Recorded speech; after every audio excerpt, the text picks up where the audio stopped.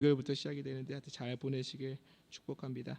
이 시간 우리 오늘 하나님께서 주신 말씀 보도록 하겠습니다. 말씀은 신약성경 갈라디아서 5장 16절에서 마지막 26절 말씀까지 보도록 하겠습니다. 신약성경 갈라디아서 5장 16절부터 26절입니다. 신약성경 308쪽쯤 되겠습니다. 우리 한 절씩 교독하여서 하나님 말씀 보겠습니다. 제가 16절 말씀 먼저 읽습니다. 내가 이르노니 너희는 성령을 따라 행하라. 그리하면 육체의 욕심을 이루지 아니하리라.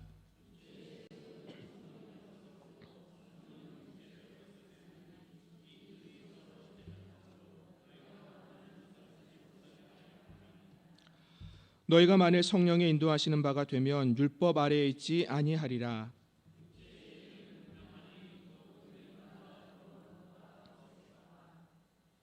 우상 숭배와 주술과 원수 맺는 것과 분쟁과 시기와 분냄과 당짓는 것과 분열함과 이단과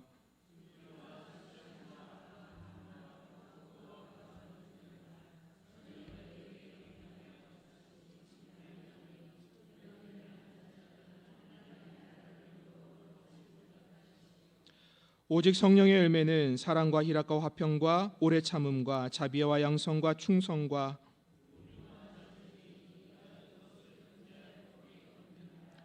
그리스도 예수의 사람들은 육체와 함께 그 정욕과 탐심을 십자가에 못 박았느니라.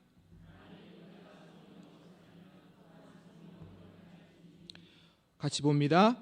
헛된 영광을 구하여 서로 노엽게 하거나 서로 투게하지 말지니라. 아멘. 이 시간 할렐루야 찬양대 하나님께 찬양 올려드립니다.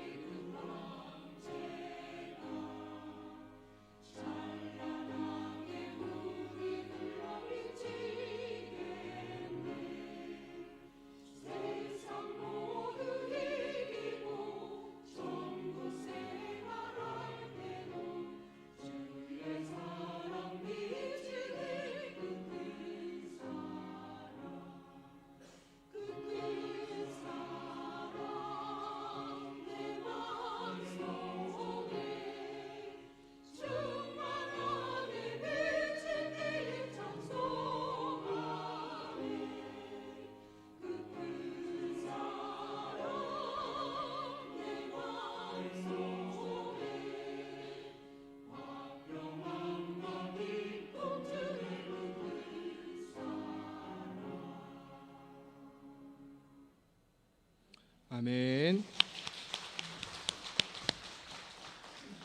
네, 하나님의 그 크신 사랑으로 충만한 삶을 살아가시길 주님의 이름으로 축복합니다. 목지필화 화지필실이라는 한자 성어가 있습니다. 나무는 반드시 꽃을 피우고 꽃은 반드시 열매를 맺는다라는 뜻입니다. 여러분, 꽃이 없이 열리는 나무라는 뜻을 가진 나무를 아십니까? 꽃이 없이 열리는 열매를 가진 나무, 바로 무화과입니다. 무화과 나무라는 뜻이 열매, 꽃이 없이 열리는 열매라는 뜻을 가지고 있습니다. 그런데 그 안을 들여다보면 속으로 꽃을 피우고 있는 것을 알 수 있습니다. 그리고 한번 꽃 핀 것은 반드시 어떤 형태로든지 열매를 맺는다는 사실입니다. 여러분, 요한복음 15장에 보면 아버지 하나님은 농부고 예수님은 포도나무고 우리는 가지라라고 말씀을 합니다. 예수님께서 이 비유를 말씀하신 것은 포도나무에 붙어있는 우리는 반드시 꽃을 피우고 열매를 맺어야 한다는 것입니다. 여러분, 그렇다면 우리가 포도나무 대신, 참 포도나무 대신 예수님에게 붙어있는 가지입니다. 그러면 우리 가지에서 피는 꽃은 누구의 향기를 내야 합니까? 예수님의 향기입니다. 포도나무 대신 예수님의 향기를 내야 되는 것입니다. 그렇다면 우리 가지에서 맺히는 열매는 어떠한 열매가 되어야 합니까? 우리의 열매가 아닙니다. 포도나무의 열매, 예수님의 열매를 맺어야 하는 것입니다. 우리가 예수님께 붙어있는 가지라 하면서 나의 향기를 내고 나의 열매를 맺는다면 그것은 예수님께 붙어있는 삶이 아니라는 것이죠. 포도나무에는 반드시 포도나무 열매가 맺는 것이고, 사과나무에는 사과 열매가 맺히는 것이고, 밤나무에는 밤 열매가 맺히는 것이 창조의 섭리요 자연의 이치라는 말씀입니다. 여러분, 그러므로 우리가 예수 그리스도에게 붙어 있습니까? 예수님께 붙어 있는 가지입니까? 그렇다면 우리는 우리의 꽃이 아니라 예수 그리스도의 향기를 내는 꽃이 되어야 합니다. 우리는 우리의 열매가 아니라 예수 그리스도를 드러내고 나타내는 예수님의 열매가 되어야 합니다. 여러분, 주님께서 그렇다면 우리에게 원하시는 열매가 무엇일까요? 가진 우리들을 통해서 주님께서 맺게 해주시는 열매가 무엇이냐는 것이죠. 여러분, 그것이 바로 성령의 열매입니다. 중국에서 있었던 일이라고 합니다.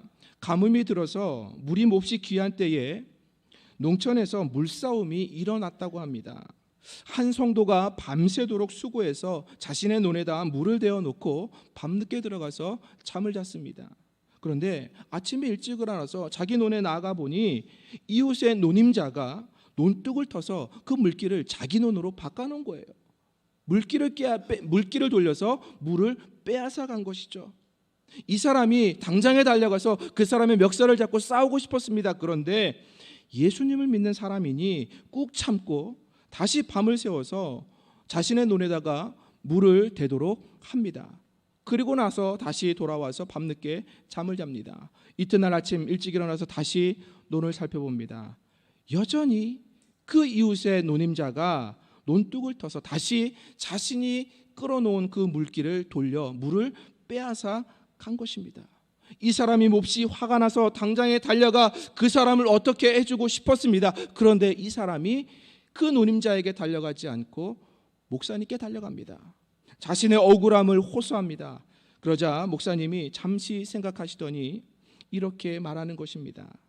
당신은 누가 옳고 그르냐를 따지지 말고 어느 것이 서로 사는 길인가를 생각하십시오.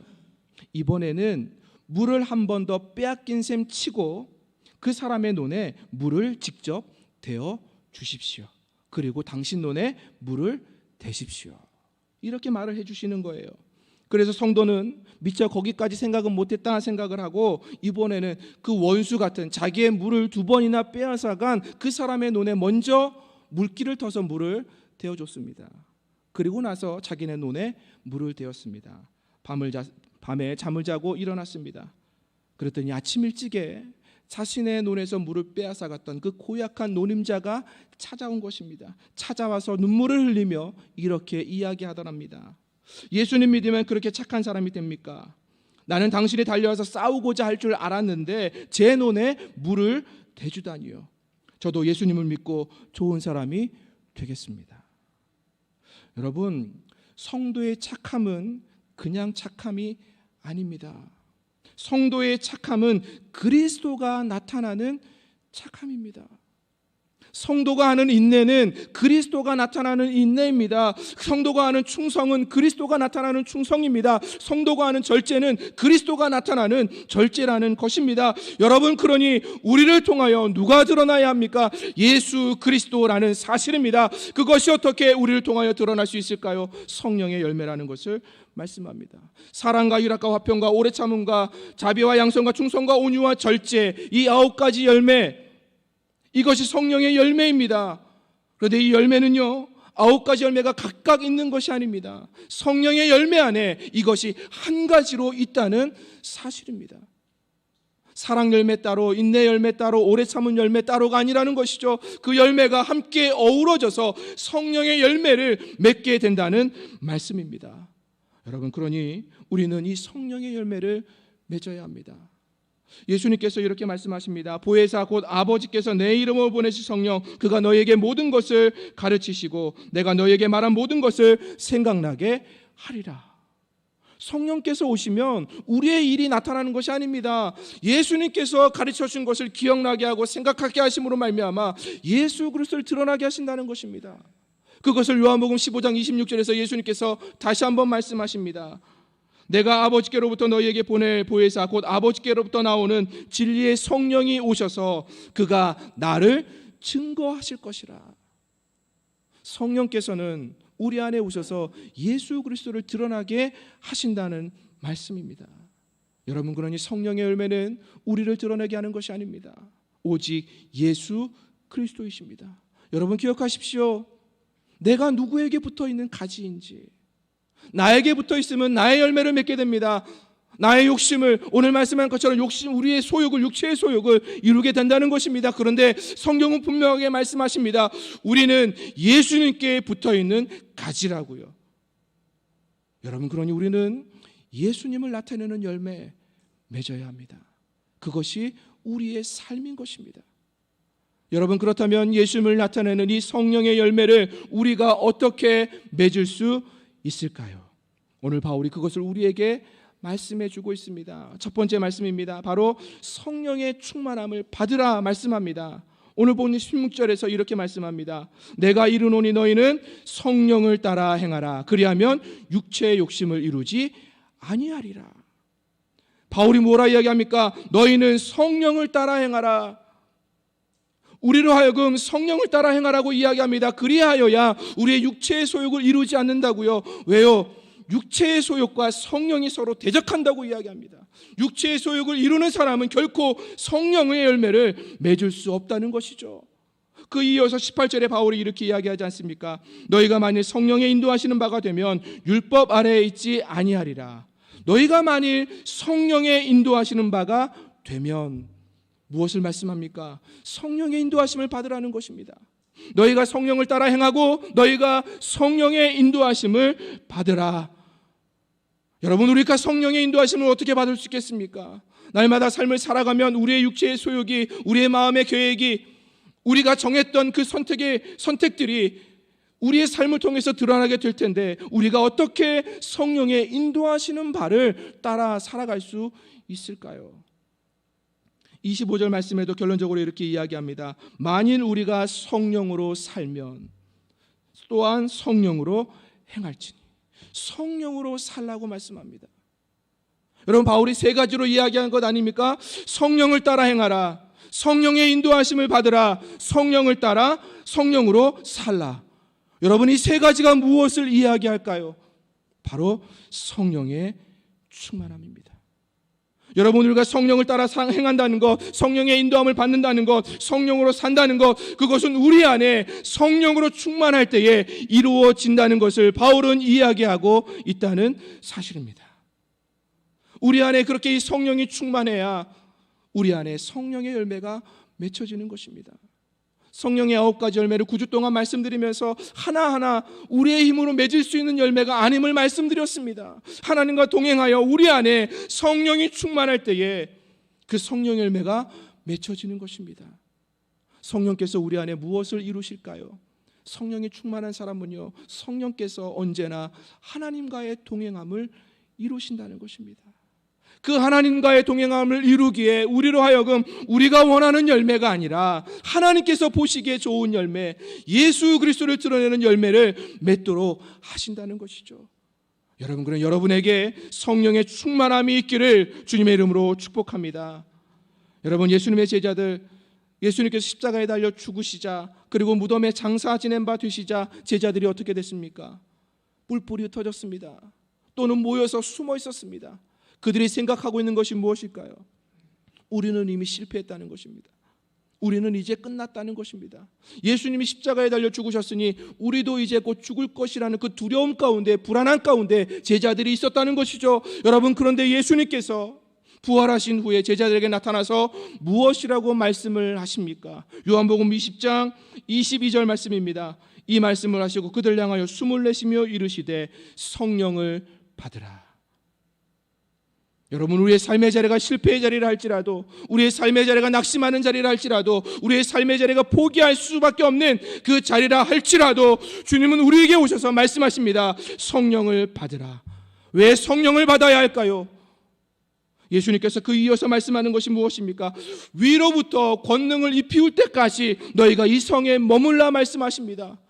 왜요? 성령을 받으면 우리에게 무엇이 임한다는 것입니까? 권능이라는 것이죠. 여러분, 그것이 사도행전 1장 8절에 주님께서 승천하시며 말씀하신 제자들에게 마지막 당부입니다. 오직 성령이 너희에게 임하시면 너희가 권능을 받고 예루살렘과 온 유대와 사마리아와 땅끝까지 이르러 내 증인이 되리라. 성령이 임하면 권능을 받는다고 말씀하지 않습니까? 여러분, 그런데 여기서 나오는 권능이 어떤 권능인지 아십니까? 무슨 힘이 있어서 능력을 가지고 살아가는 것, 여러 가지 은사를 받아서 그 은사를 가지고 살아가는 것, 물론 맞습니다. 그렇게 살아갈 수 있을 것입니다. 그러나 그것을 통하여 원하시는 것, 하나님께서 원하시는 것이 무엇입니까? 마지막 말씀, 내 증인이 되리라. 예수님의 증인이 되는 것입니다. 성령이 충만하면 예수의 증인이 되는 것입니다.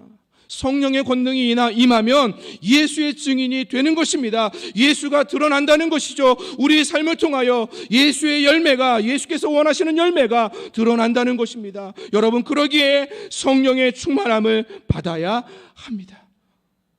성령의 충만함을 받아야 우리의 욕심의 소욕이 아니라, 우리의 정욕이 아니라 예수님께서 원하시는 성령의 열매, 우리가 참 포도나무이신 예수님께 붙어 있는지를 알 수 있다는 것입니다. 여러분, 날마다 성령으로 충만하시길 주님의 이름으로 축원합니다. 성령으로 충만해야 이 성령의 열매가 맺혀집니다. 두 번째 말씀하는 것, 바로 예수님의 십자가 흔적을 따라가라는 것입니다. 바울은 우리의 육체의 소욕과 성령이 서로 대적하여서 우리가 원하는 것을 하지 못하게 한다고 말씀합니다. 그러면서 성령께서 우리의 육체의 소욕을 이길 수 있는 단 하나의 방법을 소개합니다. 24절 말씀입니다. 그리스도 예수의 사람들은 육체와 함께 그 정욕과 탐심을 십자가에 못 박았느니라. 여러분, 우리가 성령의 열매를 맺는데 우리의 걸림돌이 되는 것이 무엇이라고 말씀합니까? 육체의 소욕입니다. 오늘 바울이 24절에 이야기하는 것처럼 우리의 육체와 정욕과 탐심입니다. 그것이 성령의 열매를 맺고자 하는 우리의 성령 역사와 부딪혀서 우리를 하여금 성령의 열매를 못 맺게 한다는 것이죠. 그런데 그것을 사라지게, 그것을 없앨 수 있는 방법을 무엇으로 말씀하고 있습니까? 십자가에 못 박으라는 것입니다. 여러분, 그러니 우리가 성령의 열매를 맺기 위해서는 십자가의 흔적을 따르며 살아가야 합니다. 우리의 마음에, 우리의 삶에 십자가를 담아야 합니다. 십자가의 흔적을 나타내야 합니다. 예수님께서 무엇이라 말씀하셨습니까? 제자들에게 너희가 나를 따르고자 하느냐? 그렇다면 자기 자신을 부인하고 자기 십자가를 지고 나를 따를 것이니라.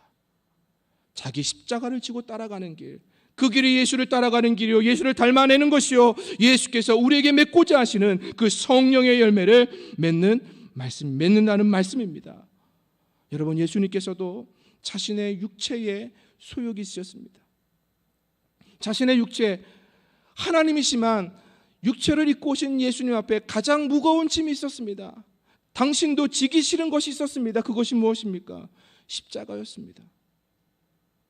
예수님께서 십자가를 지시기 전에 그 상태를 어떻게 표현하고 계십니까?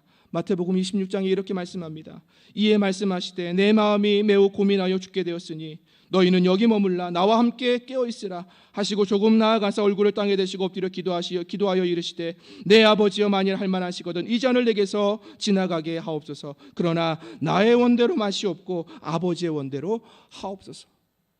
십자가를 두고 계신 예수님조차도 그 십자가가 너무 무거웠습니다. 너무 힘겨웠습니다.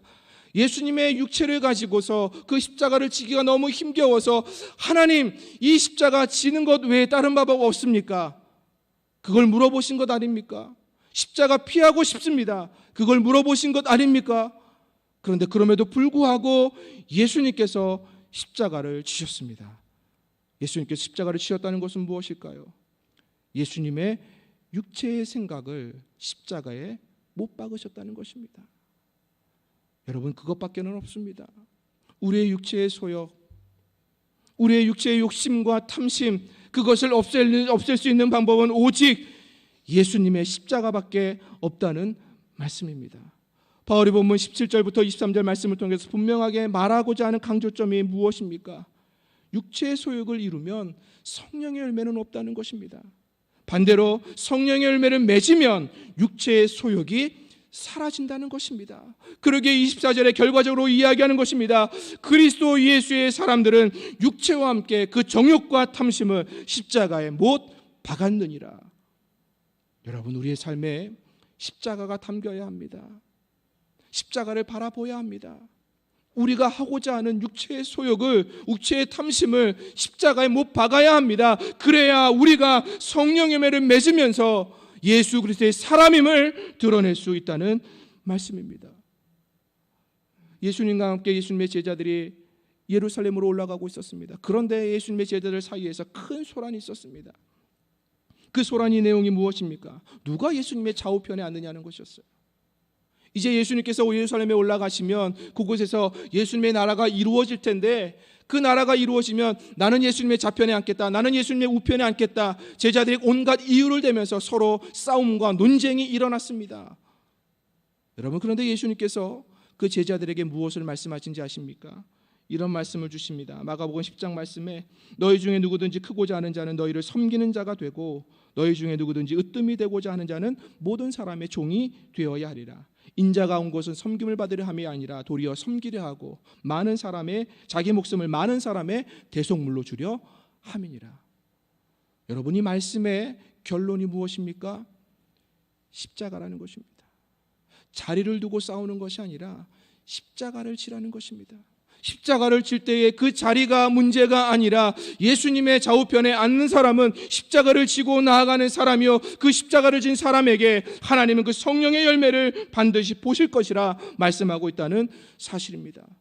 여러분 그러기에 19절부터 21절 말씀에 우리 안에서 일어나고 있는 육체의 일들 이런 것들을 우리가 죽이기 위해서는 반드시 십자가가 필요하다는 말씀입니다. 여러분 안에 이 십자가가 있습니까? 바울이 고백하지 않습니까? 내가 그리스도와 함께 십자가에 못 박혔나니 그런즉 이제는 내가 사는 것이 아니요 내 안에 그리스도께서 사시는 것이라. 이제 내가 육체 가운데 사는 것은 나를 사랑하사 나를 위하여 자기 자신을 버리신 하나님의 아들을 믿는 믿음 안에서 사는 것이라. 바울이 분명히 말씀하지 않습니까? 자기 자신을 십자가에 죽였다고요. 그랬더니 누구와 산다고요? 예수와 함께 산다고요. 이것이 우리 안에 성령의 열매를 맺는 방법입니다. 여러분 안에 예수의 십자가가 담겨지길 주님의 이름으로 축복합니다. 예수의 십자가의 흔적을 따라가시기를 주님의 이름으로 축원합니다. 그래서 아름다운 성령의 열매가 여러분의 삶의 자리에 충만하게 주님의 이름으로 축복합니다. 마지막 한 가지 바울이 이야기하는 것이 무엇이냐면 언제나 하나님의 영광을 위하여 살라고 말씀합니다. 어떤 목사님의 설교에서 이런 글을 읽게 되었습니다. 저는 장사에 대한 문외한입니다만 가끔 개업 예배에 가서 교역자로서 한마디 부탁을 합니다. 앞으로 이 집의 물건을 팔 때는 정당한 값을 받고 절대로 깎아주지 말라는 것입니다. 그 이유는 가령 10,000원짜리 물건을 8,000원으로 깎아주면 손님들은 당장에 고맙게 생각합니다만 돌아서고 나면 더 깎을 수 있었을 텐데 하는 미련과 함께 물건의 질을 의심하게 됩니다. 그렇게 되면 그 물건에 대해 기쁨이 없고 소중히 여기는 마음이 사라지게 됩니다. 지급한 대가만큼 가치가 주어집니다. 많은 대가를 주고 산 선물은 귀하고 그만큼 소중히 여깁니다. 많은 희생을 지급하고 얻은 것이 훨씬 더 귀하게 여겨집니다.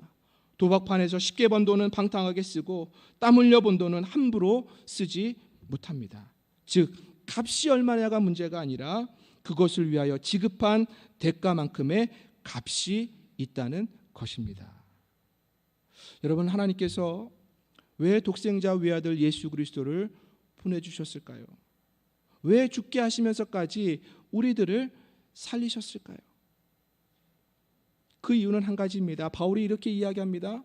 고린도전서 6장 20절 말씀에 값으로 산 것이 되었으니 그런즉 너희 몸으로 하나님께 영광을 돌리라.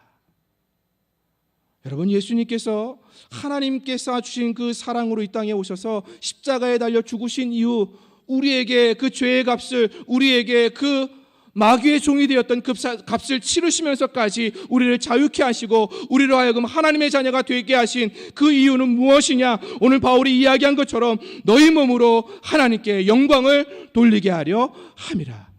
여러분, 우리의 가치가, 우리의 존재가 바뀌었다는 것입니다. 이제는 우리를 위하여 사는 것이 아닙니다. 마귀를 위하여 사는 것이 아닙니다. 이제는 하나님을 위하여, 하나님의 영광을 위하여 사는 존재로 우리의 가치와 우리의 존재가 바뀌었음을 이야기합니다. 여러분, 그 존재가 바뀌었는데 여전히 우리는 하나님의 영광이 아니라 나의 영광을 위해서 살고 있지 않습니까? 오늘 바울이 그것을 26절 마지막 말씀에 무엇이라 이야기합니까? 헛된 영광이라 이야기합니다. 이 세상의 것을 바라보고 이 세상을 위하여, 나를 위하여 살아간다면 이 세상이 사라질 때 아무것도 남는 것이 없습니다. 하나님 앞에 설 때 아무것도 남는 것이 없다는 것이죠. 그러기에 바울이 이야기한 것이 무엇입니까? 헛된 영광이 아니라 하나님의 영광을 바라보라는 것입니다. 하나님의 영광을 위하여 살라고 말씀하십니다.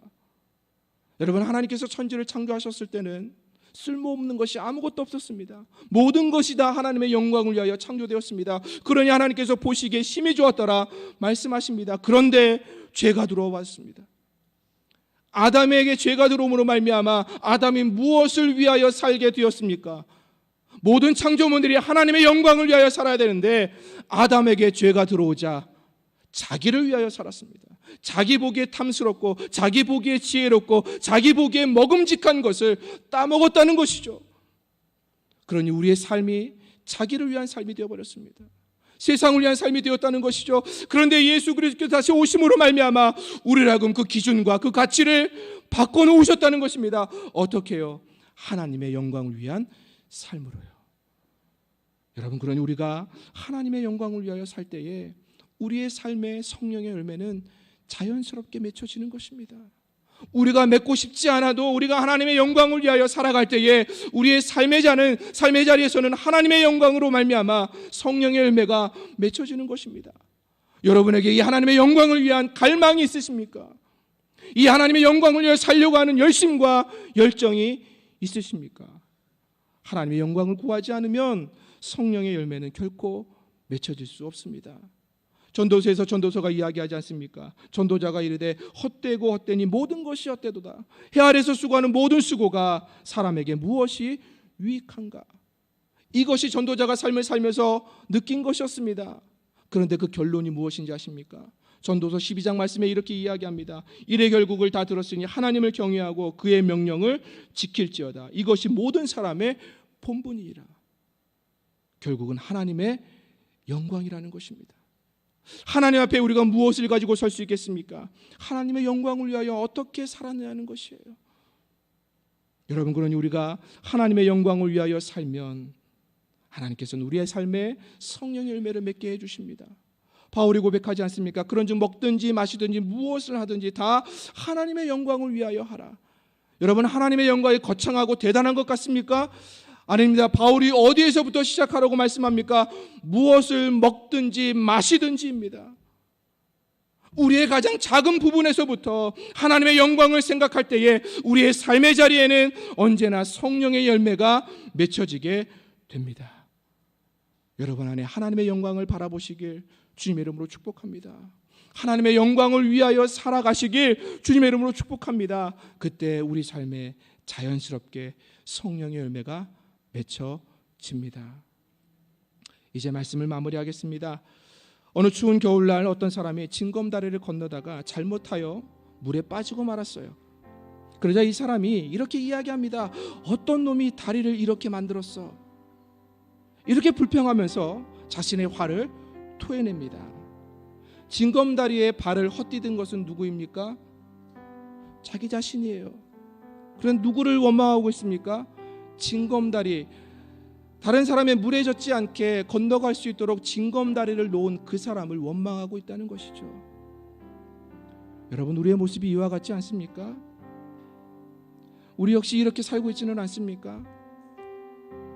여러분, 기도 열심히 하십니까? 그렇다면 기도의 열매가 보여야지요. 예배 열심히 드리십니까? 그럼 예배에 대한 열매가 보이셔야죠. 삶의 자리에서 열심히 봉사하고 수고하고 섬기십니까? 그럼 그 열매가 보여야죠.